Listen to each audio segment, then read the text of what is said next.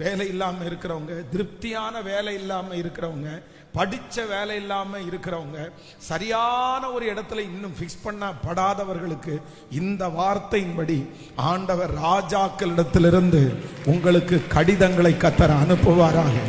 ராஜாக்களிடம் இருந்து உங்களுக்கு appointment letter வருவதாக.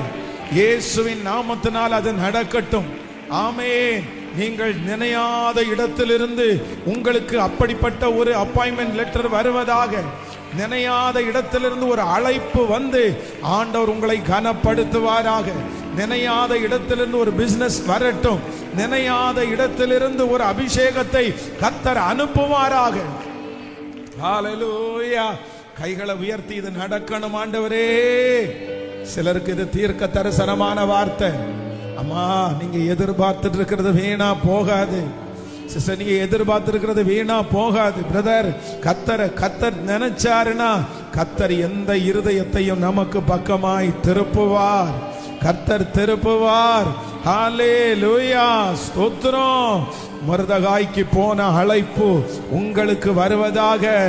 தாவீதுக்கு போன அழைப்பு உங்களுக்கு வருவதாக. தானியேலுக்கு போன அழைப்பு உங்களுக்கு வருவதாக.